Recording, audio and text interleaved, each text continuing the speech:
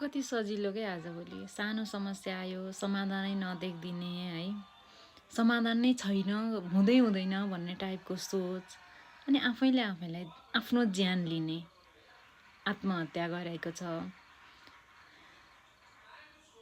आत्महत्या गरेर तिमीले आत्मदाह गरेर कसैलाई पनि फाइदा छैन के। न तिमीलाई फाइदा हुन्छ, तिमीलाई समस्या छ के समाधान छ, तर तिमीले समाधान खोज्नलाई 2 मिनेट शान्त भएर बसेनौ के। कोही पनि बस्नलाई तयार छैन 2 मिनेट शान्त भएर। म तँलाई देखाइदिन्छु भनेर आफ्नो ज्यान फालिरहेछ। त्यसले घाटा तिमीलाई आफैलाई भएको छ, तिम्रो ज्यान गयो, तिम्रो परिवारलाई भएको छ। आमा बाउले छोराछोरी गुमाउँछ, बच्चा बच्चीले बाउआमा गुमाउँछ, श्रीमानले श्रीमती र श्रीमतीले श्रीमान गुमाउँछ। एउटा सदस्य तिम्रै घरबाट घट्ने हो, अरू कसैको घरबाट घट्ने होइन, न सरकारको घरबाट घट्ने हो, न अर्का छिमेकीको घरबाट घट्ने हो।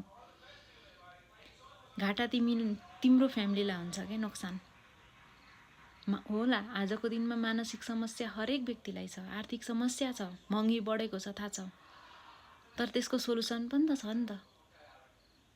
केही काम गर्दैछ भने डबल मेहनत गरिदिने। आज 1000 रुपियाँ घाटा भयो भने भोलि अर्को 1000 रुपियाँ फाइदा कमाउने, काम गर्ने, मेहनत गर्ने। मानसिक तनाव धेरै नै भयो भने विज्ञहरू छन्, आफ्नो फ्यामिलीलाई भन्न सकिँदैन भने जाने, विज्ञहरूकोमा धेरै सबै समस्याको समाधान छ। हो अहिले तत्कालैलाई देखिँदैन के, समस्याको समाधान तत्कालैमा आउँदैन पनि, भोलिलाई छ। तर तातो रिसमा आफ्नो ज्यान फाल्ने त नगरौँ न। अनि आफू आत्मदाह गर्ने अनि बचाउनु पर्ने अरूले। किन तिमीलाई नै तिम्रो ज्यान धेर भइरहेछ त।